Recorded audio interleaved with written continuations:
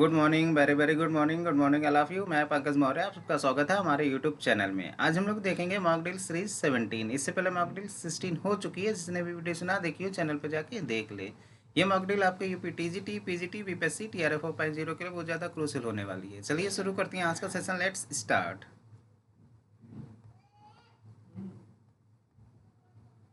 Question number 481. Was indeed a multi-faced figure who worked as a journalist, a teacher, a government clerk during his life. आपको बताना है किसने अपने पूरे जीवन में जर्नलिस्ट के रूप में काम किया है, टीचर के रूप में काम किया और गवर्नमेंट क्लर्क के रूप में काम किया है।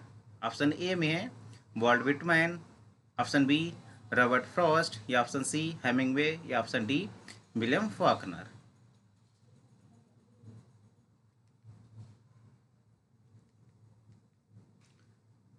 इसका करेक्ट आंसर हो जाएगा ऑप्शन ए। वॉल्ट विटमैन ने काम किया है जर्नलिस्ट के रूप में, टीचर के रूप में एंड गवर्नमेंट क्लर्क के रूप में। एक्सप्लेनेशन देखिए। विटमैन ने अपना करियर शुरुआत किया है जर्नलिस्ट के रूप में। इन्होंने वर्क किया है newspaper the Brookline daily eagle के लिए। इन्होंने एक वॉलंटियर नर्स के रूप में भी काम किया है ड्यूरिंग द सिविल वॉर। जब सिविल वॉर हो रहा था उस दौरान इन्होंने एक नर्स के रूप में भी काम किया है। इनका मोस्ट फेमस वर्क है leaves of grass. Robert Frost. Robert Frost ने भी टीचिंग की है वेरियस स्कूल्स में, जिसमें पिनकर्टन एकेडमी भी है। तो पिनकर्टन एकेडमी में रॉबर्ट फ्रॉस्ट ने टीचिंग की है। हेमिंगवे ने अपने करियर की शुरुआत की थी रिपोर्टिंग के साथ Kansas city star. Kansas city star, इसके लिए हेमिंगवे ने रिपोर्टिंग की थी। बाद में ये बन गए थे foreign correspondent. William Faulkner. William Faulkner ने भी जर्नलिस्ट के रूप में काम किया है। उन्होंने वर्क किया है, काम किया है न्यू ऑर्लियंस न्यूज़पेपर के लिए। तो ये चार राइटर है, चार अमेरिकन राइटर्स है। ये आपके पीजीटी के सिलेबस में है, यूपी पीजीटी के सिलेबस में। तो चारों का एक्सप्लेनेशन मैंने यहाँ पे दे रखा है। देखिए, विटमैन ने काम किया है जर्नलिस्ट के रूप में ब्रुकलाइन डेली ईगल के लिए। विटमैन ने नर्स के रूप में भी काम किया है सिविल वॉर के दौरान। रॉबर्ट फ्रॉस्ट ने टीचिंग की है पिनकर्टन एकेडमी में। हेमिंगवे ने करियर की शुरुआत की है रिपोर्टिंग के लिए कैंसस सिटी स्टार के लिए। बाद में फॉरेन करेस्पॉन्डेंट बन गए थे। विलियम फॉकनर ने भी वर्क किया है जर्नलिस्ट के रूप में न्यू ऑर्लियंस न्यूज़पेपर के लिए। Question number 482. After suffering a stroke in 1873, moved to Camden, New Jersey. What Whitman, Robert Frost, Hemingway या विलियम फॉकनर। 1873 में इनको स्ट्रोक आया था, फिर ये चले गए थे कैम्डेन न्यू जर्सी में। किसकी बात हो रही है यहाँ पर?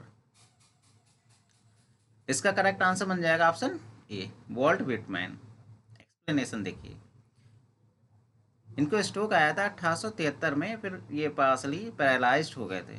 ये कैम्डेन चले गए थे। कैम्डेन में ही इनके भाई और मदर भी थी। मदर बीमार रहती थी, बाद में इनके मदर की भी डेथ हो गई।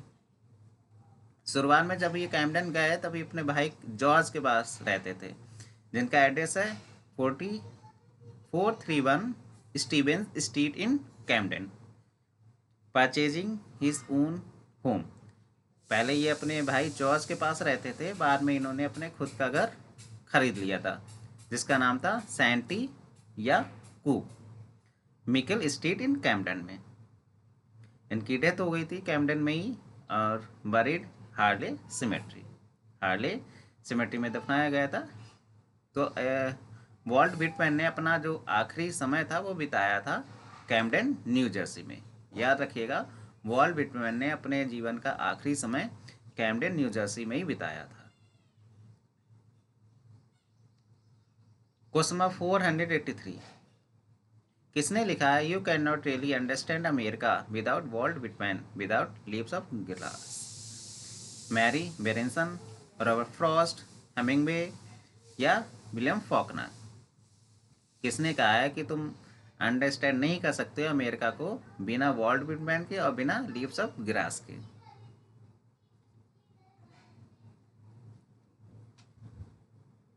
इसका करेक्ट आंसर बन जाएगा option A, Mary Berenson. Mary Berenson ने कहा है you can not really understand America without Walt Whitman and without Leaves of Grass. Question number 484, called Whitman America's poet he is America. किसने कहा है Whitman को America's poet he is America? Mary Berenson, Robert Frost, Ezra Pound या none?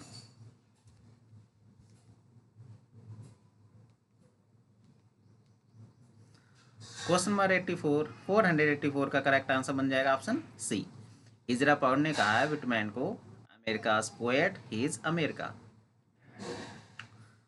Question number 485.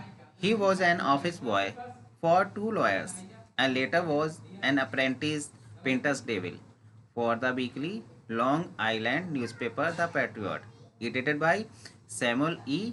Clements, Walt Whitman, Robert Frost, Hemingway या William Faulkner? आपको बताना है कि इन्होंने काम किया ऑफिस बॉय के लिए, टू लॉयर्स के लिए, बाद में इन्होंने अप्रेंटिस का भी काम किया है, पेंटर्स डेविल का काम किया है, weekly long Island newspaper the patriot के लिए, जिसके एडिटर थे सैमुअल ई क्लीमेंट्स। किसकी बात हो रही है? वॉल्ट विटमैन की, रॉबर्ट फ्रॉस्ट की, हेमिंगवे की या विलियम फॉकनर की? यूपी पीजीटी के लिए वेरी क्रूशियल सेशन होने वाला है आज का।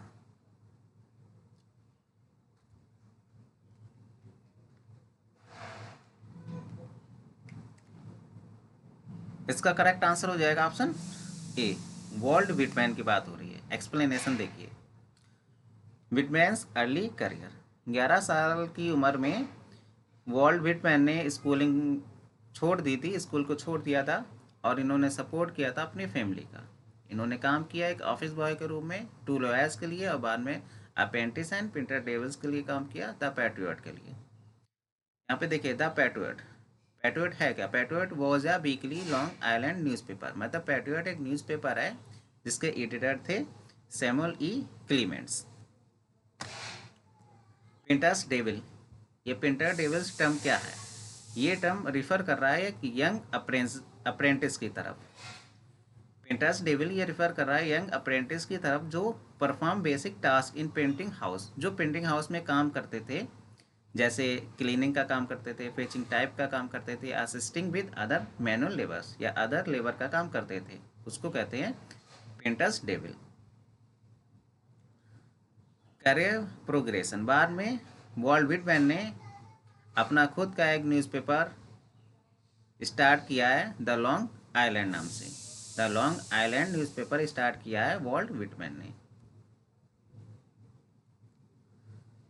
Question number 486, work for another painter Erastus Worthington in Brookline. किसने काम किया है दूसरे पेंटर के लिए? उस पेंटर का नाम था इरास्टस बर्थिंगटन इन ब्रुकलाइन में। Vault Whitman, Robert Frost, Hemingway या विलियम फॉकनर?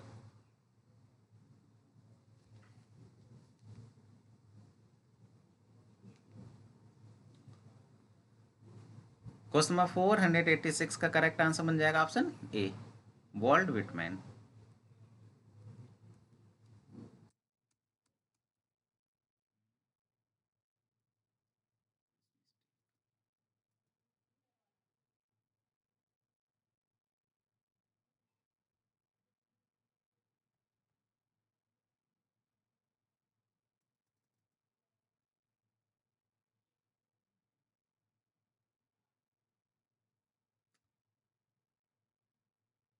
लैपटॉप हैंग करने लगा है, sorry for mistake.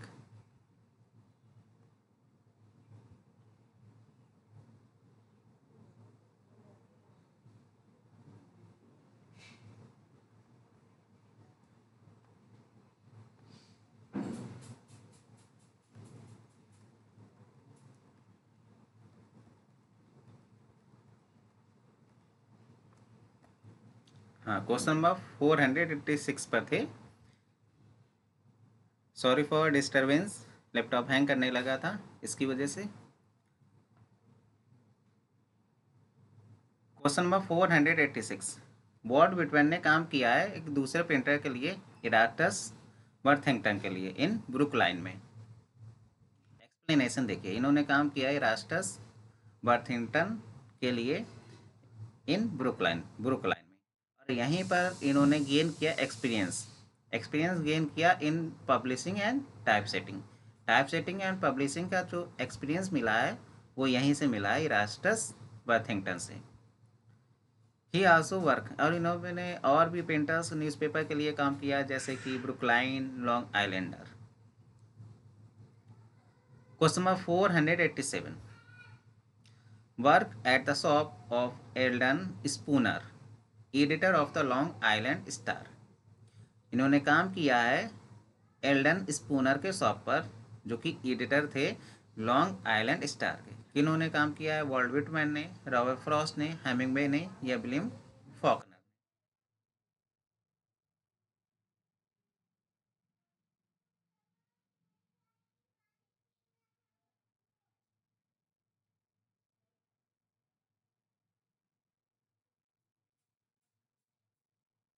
Question number 487 का करेक्ट आंसर बन जाएगा option A, Walt Whitman. Question number 488। Whitman published a series of 10 editorials. तो यहाँ पे आंसर मेंशन ही हो गया, वॉल्ट विटमैन। समझ लेते हैं क्वेश्चन को। वॉल्ट विटमैन ने पब्लिश किया था एक सीरीज ऑफ 10 एडिटोरियल्स को, जिसको कहा गया Sun Down Papers from the desk of a school master. तो सीरीज ऑफ 10 एडिटोरियल्स ये किसने पब्लिश कराया था? वॉल्ट विटमैन ने पब्लिश कराया था। इसको कहा गया Sun Down Papers from the desk of a school master.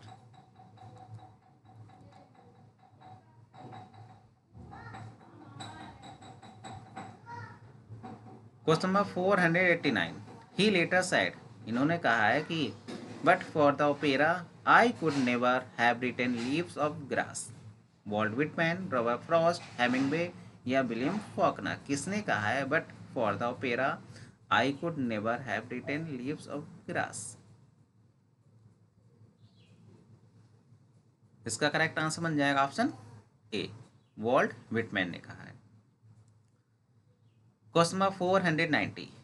In 1858, Whitman published a 47,000 words series, Manly Health and Training, under the pen name। 1858 में वॉल्ट विटमैन ने पब्लिश किया था 47,000 वर्ड सीरीज, जिसका नाम था manly health and training, under the pen name. एक pen name के under इन्होंने पब्लिश करवाया था। तो आपको बताना है वॉल्ट विटमैन ने कौन सा पेन नेम यूज़ किया था? नोज बेल्सर, रोज बेल्सर, या मूस बेल्सर, या none?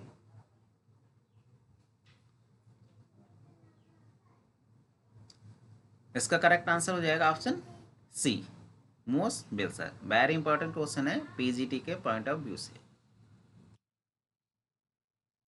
Question number 491। Called Walt Whitman Leaves of Grass the most extraordinary piece of wit and wisdom that America has yet contributed. किसने कहा है वॉल्ट विटमैन के लीव्स ऑफ ग्रास को कि the most extraordinary piece of wit and wisdom that America has yet contributed?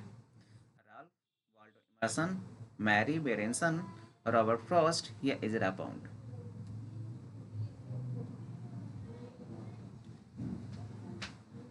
Question number 491 का correct answer बन जाएगा option A, Ralph Waldo Emerson ने कहा है वॉल्ट विटमैन के लीव्स ऑफ ग्रास को लेकर the most extraordinary piece of wit and wisdom that America has yet contributed.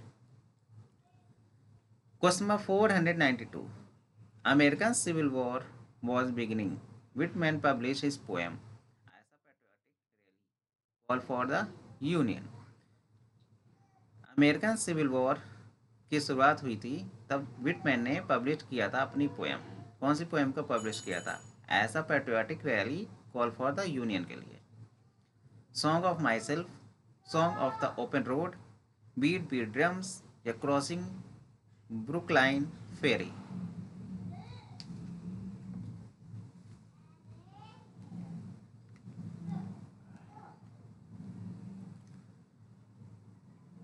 Question number 492 का करेक्ट आंसर बन जाएगा option C, beat beat drums. तब American civil war was beginning शुरू हुआ था, तब विटमैन ने पब्लिश की था अपना poem beat beat drums. American civil war की शुरुआत हुई थी 1861 में। तब विटमैन ने पब्लिश की थी अपनी poem beat beat drums as a patriotic rallying cry for the union. और ये जो पोएम है ये पार्ट है ड्रम टैप्स का। ये सीरीज है डेडिकेटेड टू द वॉर।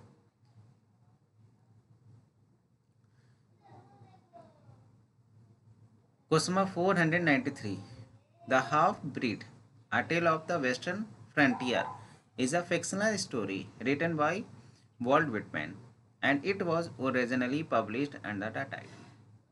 ये जो फिक्शनल स्टोरी है विटमैन ने लिखी है half breed a tale of western frontier. इसका आपको टाइटल बताना, सब टाइटल बताना है अंडर द टाइटल, किस टाइटल से ये पब्लिश्ड हुई थी ओरिजिनली। एरोटिप, एरोटॉप, एरोटू या नन। तब इस फिक्शनल स्टोरी को पब्लिश करवाया गया था तो किस टाइटल में पब्लिश करवाया गया था द हाफ ब्रीड को। इसका करेक्ट आंसर हो जाएगा ऑप्शन ए एरोटिप। जब इस फिक्शनल स्टोरी को पब्लिश करवाया गया था तब इसका टाइटल था एरोटिप। इस स्टोरी को बाद में रीप्रिंट करवाया गया था the title the half breed के नाम से ब्रुकलाइन डेली ईगल में। The story take places west of the Mississippi river, मतलब इसकी सेटिंग है west of the Mississippi river in a little town called Barron. ये इसकी सेटिंग है। The half breed is a tale of relationship between local native Americans and the white settlers. Half breed में एक story दिखाई गई है, relationship दिखाया गया है between local native Americans and white settler के बीच में। तो मेन बात यह याद रखिए द हाफ ब्रीड, इसका जो टाइटल है वो एरोटिप नाम से पब्लिश करवाया गया था। इसको रीप्रिंट कराया गया था द हाफ ब्रीड को ब्रुकलाइन डेली ईगल में इसको रीप्रिंट करवाया गया था। इसकी सेटिंग है west of the Mississippi river in a little town Barron. जो लिटिल टाउन था उसको बैरन कहा जाता था। इसमें एक रिलेशनशिप दिखाई गई है local native Americans and white settler के बीच में। तो ये मेन बातें याद रखिएगा द हाफ ब्रीड में दिखाई गई है। मेन कैरेक्टर है इस स्टोरी का पीटर ब्राउन। अदर कैरेक्टर है एक मिक्स ब्लड का बोडो हु इज डिस्क्राइब, जिसको डिस्क्राइब किया गया half white and half native American hunchback के रूप में। तो हाफ वाइट और हाफ नेटिव अमेरिकन हंचबैक के रूप में किसको डिस्क्राइब किया गया है? बोडो को। अब पीटर ब्राउन एक वाइट मैन कैरेक्टर है इसमें।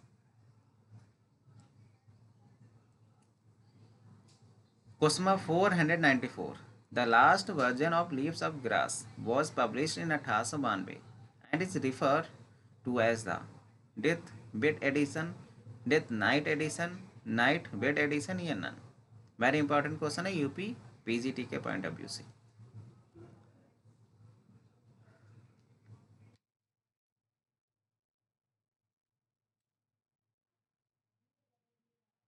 क्वेश्चन नंबर 494 का करेक्ट आंसर बन जाएगा option a death bed edition.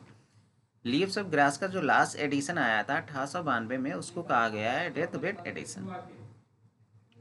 Question number 495, Whitman famously proclaimed his poetry was nature without check, without original energy। Whitman ने अपने किस वर्क में प्रोक्लेम किया है कि उनकी poetry was nature without check with original energy? Song of myself, song of open road, I sing the body electric, crossing Brooklyn फेरी।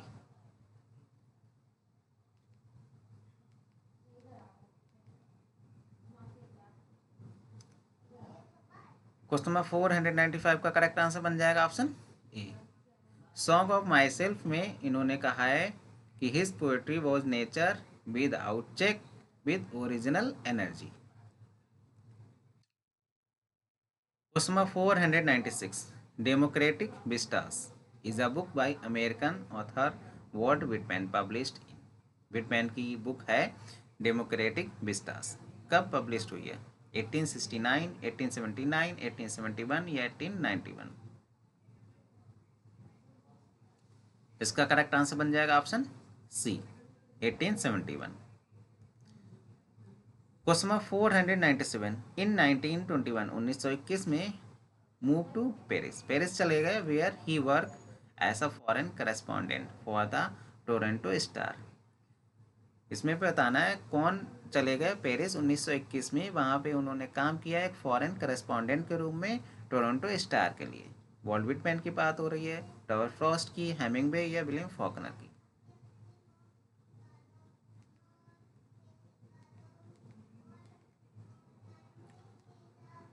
इसका correct answer बन जाएगा ऑप्शन सी, हेमिंगवे। हेमिंगवे 1921 में पेरिस चले गए, वहाँ पे उन्होंने काम किया फॉरेन करेस्पॉन्डेंट के रूप में टोरंटो स्टार के लिए।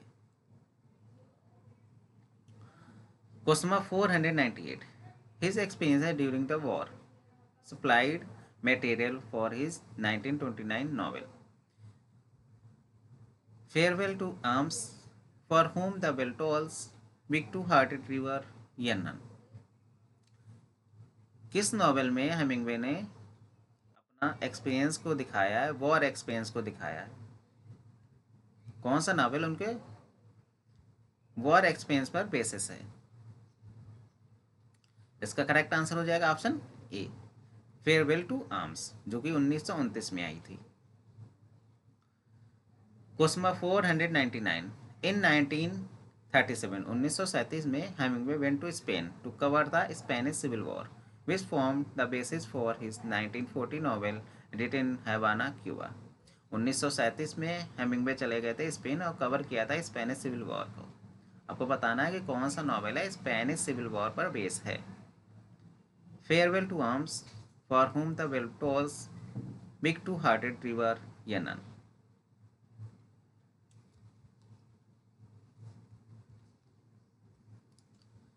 क्वेश्चन नंबर 499 का करेक्ट आंसर बन जाएगा option b, for whom the bell tolls। Explanation देखिए यहाँ पर, 1937 में हेमिंगवे ने यात्रा की थी स्पेन की और कवर किया था स्पेनिश सिविल वॉर को the north American newspaper alliance के लिए। अपना एक्सपीरियंस दिखाया है for whom the bell tolls में, स्पेनिश सिविल वॉर पर बेस है इनका novel for whom the bell tolls, जो कि हैवाना क्यूबा में लिखी गई है। इसमें एक करेक्टर आता है रॉबर्ट जॉर्डन, उनका इन्वॉल्वमेंट रहता है, मिशन रहता है ब्लोक अप या ब्रिज, मतलब एक ब्रिज को ब्लास्ट करने में रॉबर्ट जॉर्डन का इन्वॉल्वमेंट रहता है। तो इस करेक्टर भी याद रखिएगा, Robert Jordan for whom the bell tolls में आया है, इसका इन्वॉल्वमेंट था एक ब्रिज को उड़ाने में। Question number 500, was the editor of both high school's newspaper Tapiz and yearbook Tabula, Walt Whitman, Robert Frost, Hemingway या विलियम फॉकनर? इसमें से कौन है जो एडिटर रहे हैं टेपीजी एंड टैबुला के?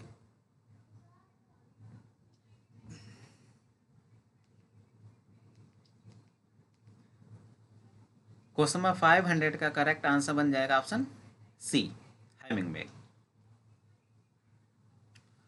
Question number 501 is a short story Hemingway about Nick Adams, war veteran returning to a fishing trip in the Michigan wilderness। आपको बताना है एक शॉर्ट स्टोरी है हेमिंगवे के द्वारा लिखी गई है निक एडम्स के बारे में। निक एडम्स एक वॉर वेटरन होता है, वापस आया है एक फिशिंग ट्रिप पर। किसकी बात हो रही है? फेयरवेल टू आर्म्स की, for whom the bell tolls की, बिग टू हार्टेड रिवर की या नन की?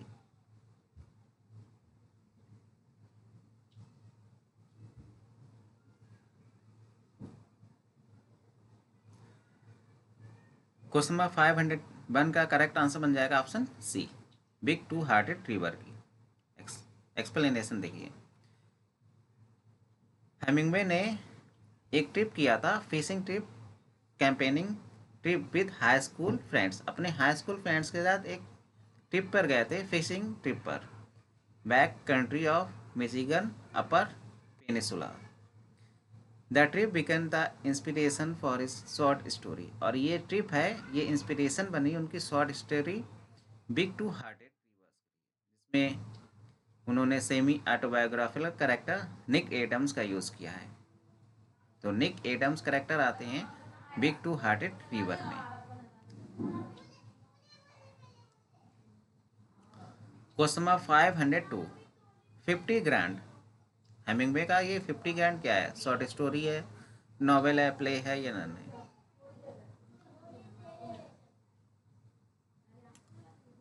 क्वेश्चन नंबर 502 का करेक्ट आंसर हो जाएगा ऑप्शन ए, 50 ग्रांड ये शॉर्ट स्टोरी है। 50 ग्रांड ये शॉर्ट स्टोरी है हेमिंगवे की। ये है boxer Jack Brennan. Jack Brennan ये बॉक्सर होता है, इसी के बारे में स्टोरी है 50 grand. He is preparing for a fight with a challenger, Jimmy Walcott, which he sees as his last. Jack Brennan एक बॉक्सर होता है, ये तैयारी कर रहा है फाइट करने के लिए जिम्मी वेलकॉट से, और समझ रहा है कि यह हमारी लास्ट फाइट है। तो जैक बेरन और जिम्मी वेलकॉट ये आए 50 ग्रांड में। Question number 503, purchase a 38-foot fishing boat name pillar in 1934 and it become a significant part of his life and writing. किसने खरीदी है 38-foot फिशिंग बोट जिसका नाम था पिलर 1934 में? Vault Whitman, Robert Frost, Hemingway या William Faulkner?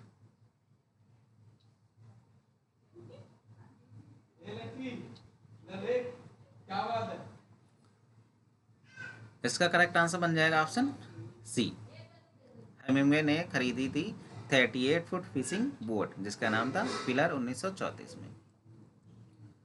Question number 504, did express that he felt he was out of the business as a writer during the period of 1942 to 1945. Walt Whitman, Robert Frost, Hemingway या William Faulkner? किसने express किया, feel किया he was out of business as a writer during the period 1942 और 1945 के बीच में? इसका correct answer हो जाएगा option C, Hemingway. Question number 505. Hemingway wrote the draft of in 8 weeks, saying that it was the best I can write ever for all my life. Hemingway ने लिखा था एक ड्राफ्ट, किसका ड्राफ्ट लिखा था? और लिखने में 8 सप्ताह लगे थे, और कहा था इसको the best I can write ever for all my life, the old man and the sea, garden of Eden, to have and have not या none?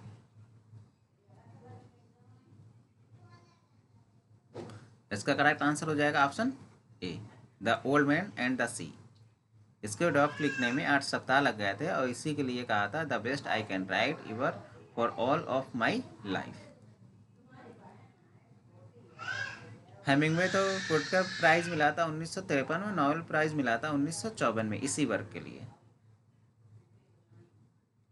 Question number 506, the American best is given a symbolic note with the naming of the hotel Montana in.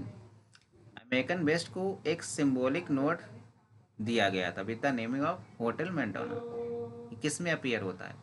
The sun also rises में, for whom the bell tolls में, या दोनों में या none में? American best को एक नाम दिया गया है, सिंबॉलिक नोट दिया गया है होटल मोंटाना, ये किस में आता है? The sun also rises, for whom the bell tolls, both या नन? इसका करेक्ट आंसर हो जाएगा ऑप्शन सी, दोनों में ही आता है, the sun also rises, for whom the bell tolls. Question number 507, the dark woman Brett Ashley of is the goddess. Brett Ashley किस में आती है? द सन आल्सो राइजेस में, for whom the bell tolls में, both या none? इसका correct answer हो जाएगा option A, the sun also rises में आती है ब्रेट एस्ले, जो कि एक डार्क वुमेन रहती है। Question number 508, the light women Margot Macomber of. अब मार्गोट मैकम्बर किस में आता है? Is a murderous.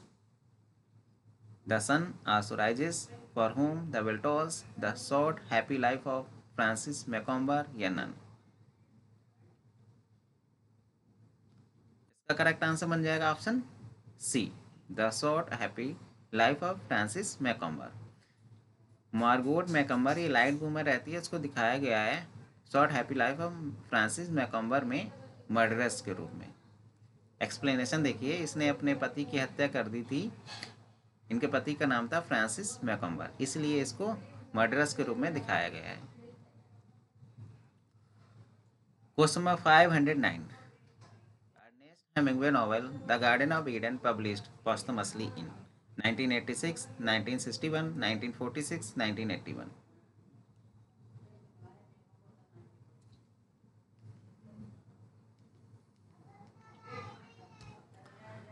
Question number 509 का करेक्ट आंसर हो जाएगा ऑप्शन ए, 1986।